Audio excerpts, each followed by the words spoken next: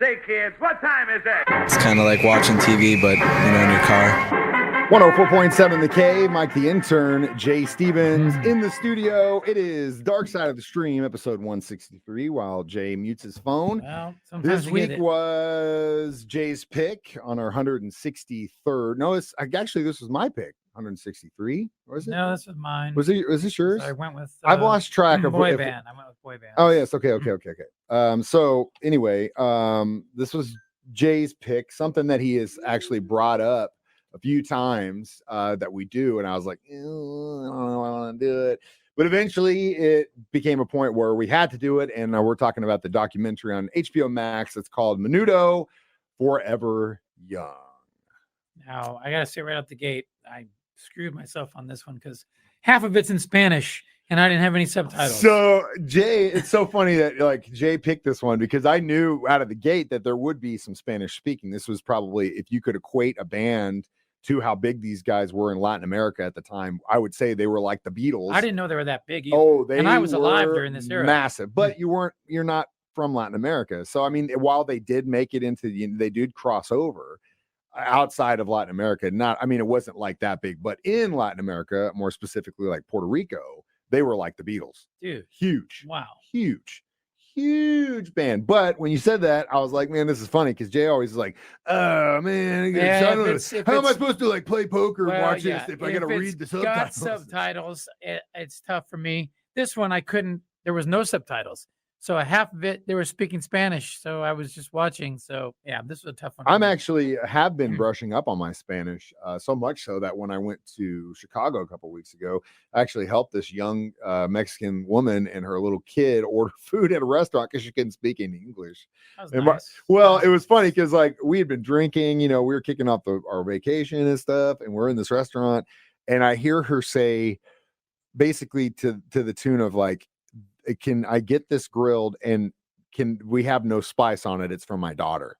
And I was sitting there and in my inebriated state, I look over because I was like, oh my God, I understood that. And wow. So when I did that, the waitress is standing there and she's like, doesn't have any clue what she's saying. And then the woman looks at me and I had this look of I know what she said. And then I go quickly look back to Krista and Krista's like, don't get involved. You had to. She's like, don't get involved. And I was like, I know. And we sat there, and then they kept trying, and then the woman kept looking at me, and I kept going, Krista, she's looking at me, dude. And then she's like, no. And then the waitress starts looking at me, and I was like, no, the waitress is looking at me, and she goes, fine, just go over there. And so I went over there, and I said basically hey, look, she wants the chicken grilled, no spices on it because it's for her daughter. They're going to share it, and they want mozzarella sticks. It was not a big deal. But again, you're a regular Rosetta Stone. So that's why I liked it, because it helps me brush up on the things that I'm trying to relearn. I don't know. It's just I wanted to give my brain an exercise. But yes, it was definitely something that you had to be paying attention to. I still think it's funny that you don't use subtitles because it's in English. I wanted subtitles. Usually they're there. They weren't there. Yeah. I'm talking about just in general. You're not a big subtitle guy. I keep the subtitles on everything. Oh, I hate that. That's what my kid tries to do every time. That's because it's easier. It's easier for me to see it and hear it at the same time. It takes away from the suck-in factor. I like to be sucked into these things. I'm not even going to repeat that. I don't want to ever hear you say it takes away from the suck-in factor. You've entered the suck-in factor. Maybe that should be a new segment of this. The suck-in factor. I don't think we spent any time talking about this documentary, but we'll do that next. This Dark Side of the Stream on 104.7 The Cave. Mike the Intern, Jay Stevens back in the studio, Dark Side of the Stream, discussing Menudo, Forever Young on HBO Max. Now, this documentary talks about the very iconic band Menudo, which, like a lot of other boy bands during this period, was put together by a dude. Producer, right? Yeah, his name was Eduardo Diaz, and they did not have a lot of nice things to say about this guy. No. Well, this guy had a slick hustle. If they get a little too old, hit puberty, he just puts a new one in. Well, and that's exactly what happened to these guys in this band. They were replaceable, but at the end of the day, the star power wasn't the same after they were replaced. I mean, there was the core Menudo, and then it would continue on after that.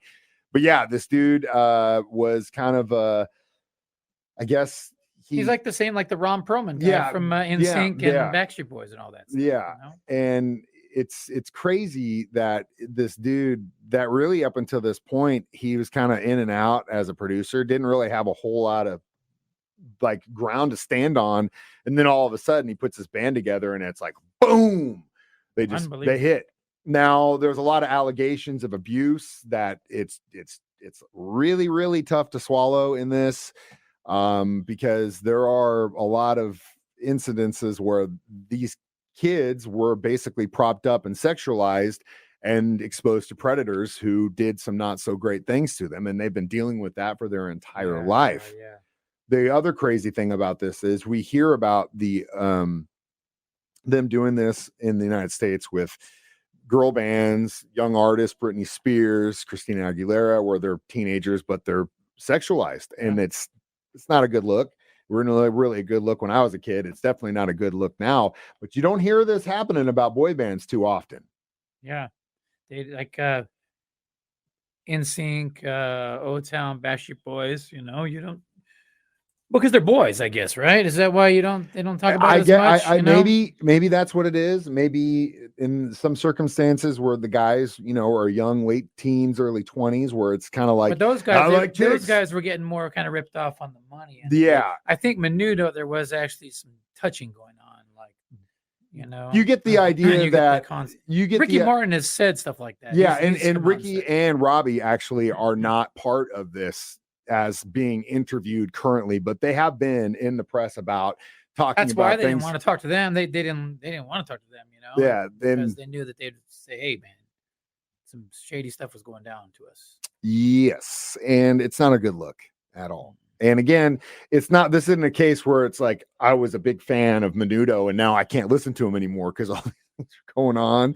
Sorry guys, but it's not my jam. It's not to say that I don't like Latin music at all. I do. There's a ton of bands that I love from down south, but I was amazed at how popular they were. I couldn't believe, like you said, like the Beatles.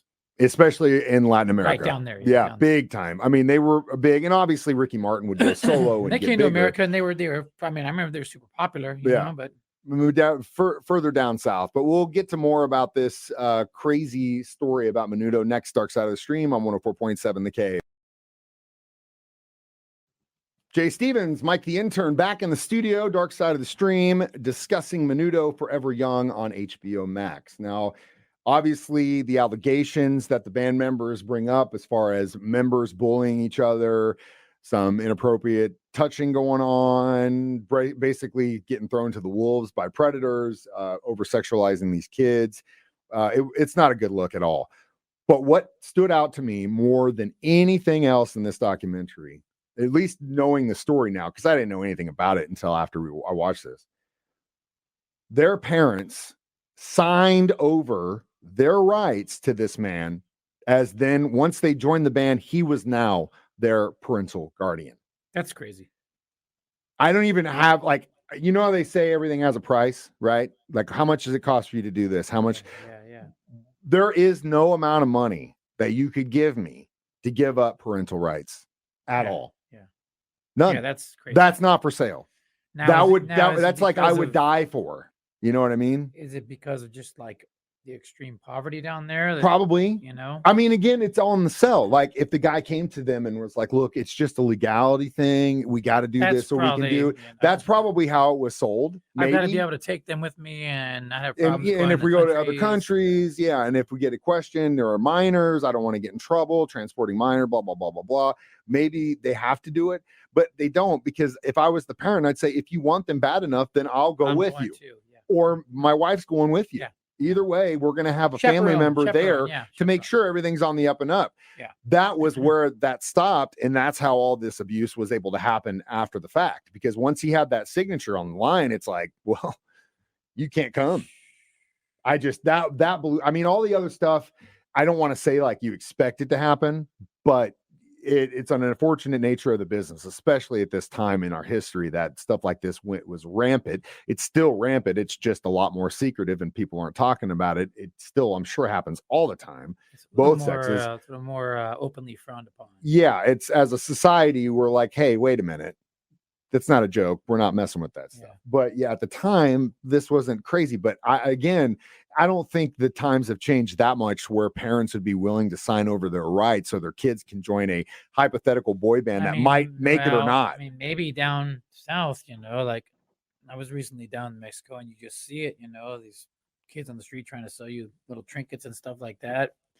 Maybe, some of these parents would for the money, if they said, hey, we'll get to have a better life. I don't know. I mean, I couldn't do it, but I'm just saying I can see how they could in a certain circumstance, how they could get finagled to doing that. Yeah. And again, this is kind of one of those things where I think a lot of people just had their own idea of what Menudo was. And this was kind of a, hey, guess what? It wasn't all bubble gum. This is everything else that happened, and in certain circumstances, you can see where labels are going above and beyond to protect their brand, Michael Jackson, where they don't want anything bad said about it, because it's not the Jackson family that's trying to stop that. It's the ownership of that label that's trying to protect their brand and the investment they have in that and all the money it brings back. It's no different than any, restaurant chain which gets a bad name about one of their biggest selling sandwiches. They're going to do everything they can to protect that image so it doesn't get knocked. That's just the way it goes. And it's unfortunate that money usually rules. We'll get back with our reviews of Menudo next. Dark Side of the Stream on 104.7 The Cave. Mike the Intern, Jay Stevens back in the studio one more time. It is Dark Side of the Stream. We discussed Menudo, Forever Young on HBO Max. So how many Menudo dolls would you give this? I'm kind of bummed that we're too old to be in the Menudo band. I feel like you and I would be great members. At the time, I would have been too young. You would have been too old. So we just missed it. Going in a different direction. Yeah, we missed the gap. There was no way in hell my parents would have signed off on, I don't care how much money you were going to give my mom. There's no way in hell she would give up her rights to her children. I have a buddy who was in a boy band. He was in O-Town, and the same thing. He would tell me stories of them getting ripped off. They had zero money to their name. Well, because again, it's not it's all in the sell. Like, you can see the potential. You get it as cheap as you possibly can, and then you charge as much as you can. Those kids are just driving around, getting experiences, and you're having a great going time. To shows, don't have to go to school. When the tour's over, you don't have no money, but you had a great time, a great story to tell. For millions of people, and I don't have any money. How is that possible? Yeah, I think that's exactly the case. And that's why you see so many different independent groups and artists and stuff trying to make it on TikTok and YouTube and Facebook and Instagram right now, is because they are saying that they can make more money that way. Yeah, it's working. Same thing with teachers that have got OnlyFans accounts. You should be paying your teachers a living salary so they don't have to do porn on the side to make a living. How about that? That lady made a lot of money too. Dude, $1 million in a year? Yeah, you see what I'm saying? Like, that's the thing. But why are they in the position in the first place? That's the thing. See? That's what we do, Mike. If we've come back to this OnlyFans, we need to go to our boss and say, we've come back to this OnlyFans. We don't make enough money. We're going to start an OnlyFans page. And it's going to be two guys. You think we'll get a raise? What if can we do a double? Can you have a two for OnlyFans account? Yeah. 2 for 1? I bet we'd make great money. I thought this was our OnlyFans. It is now. Either way, I give it 2 Menudo dolls just because I had no subtitles and I couldn't understand half the documentary. I'd stay probably about 3. It wasn't bad. It wasn't great. I could have gone the rest of my life not knowing about the story. But again, always want to. We can't pick winners every week. No, and it wasn't. That's why we do this. It wasn't a bad thing. I was just like, okay. That really sucks, and it really sucks for you, and you don't really get the male perspective in that situation. So I get it, but also, it is what it is. Next documentary we're going to do is a 4-parter. It's on Netflix. It's called Till Murder Do Us Part, and real excited to watch this one and get back to our roots and talk about love and murder. As always, you can stream these shows live on Facebook or YouTube, 9 a.m. on Thursdays. Download them as a free podcast on our 104.7 The Cave app. We're just listening to it during my show, 9 a.m. or Jay's show during the 6 p.m. hour on Thursdays. I am Mike the Intern. That's Jay Stevens reminding you we watch movies documentaries so you don't have to. It's Dark Side of the Stream on 104.7 The Cave. Follow our OnlyFans.